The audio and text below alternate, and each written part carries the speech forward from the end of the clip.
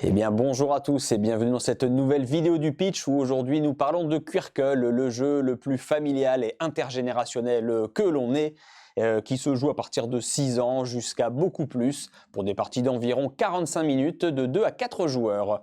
Quirkle, le principe, c'est un peu le Scrabble des formes et des couleurs. Si vous savez ce que c'est que le Scrabble et que vous connaissez vos couleurs, normalement vous savez jouer à Quirkle. Les règles tiennent sur un timbre, il suffit d'aligner les formes dans différentes couleurs ou les couleurs dans différentes formes. Il y en a 6 de chaque. Le but, ça va être de maximiser son score en plaçant les bonnes tuiles aux bons endroits. Mais on voit ça tout de suite ensemble.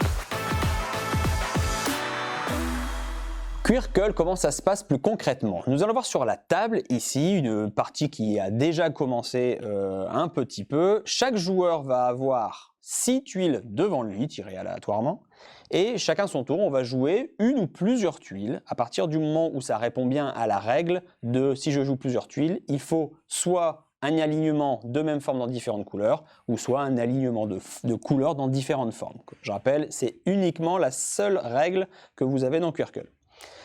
L'idée, ça va être en jouant, comme au Scrabble, quand on rajoute un S à un mot existant, on remarque tous les points du mot. Si j'ajoute ici cette quatrième étoile, vu qu'il ne peut pas y avoir de doublon, c'est bien une couleur différente, je marque 4 points parce que je recrée une ligne de 4. Je pouvais en jouer 2 à la fois pour là du coup marquer 5 points.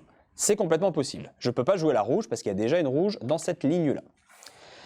En ayant joué 2 tuiles ici, je marque 5 points. Si, imaginons, j'avais joué ces 2 tuiles-là, en les mettant comme ceci.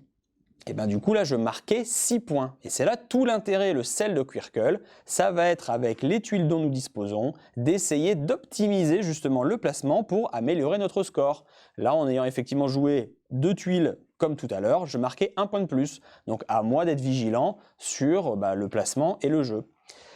La petite règle supplémentaire fait que si j'arrive à compléter les 6 formes ou les 6 couleurs pour marquer l'ensemble de cette ligne-là, je marque 12 points et non 6 et je marque du coup un Quirkle.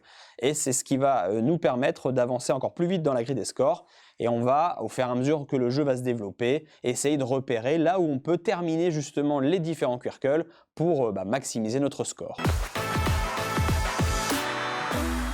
Voilà pour les éléments principaux de Quirkle, donc vraiment un jeu ultra familial et accessible, intergénérationnel comme je le disais. Les plus jeunes, ils vont y jouer même des fois un peu comme des dominos, juste on va dire dans la recherche de terminer les séquences. Les plus grands, eux, ils vont y jouer un peu plus stratégiquement, à chercher comment optimiser le scoring. On va peut-être même sacrifier sur un tour les points, mais juste pour pouvoir repiocher plus de tuiles, histoire d'aller chercher les différents Quirkle qui peuvent encore rester sur la table.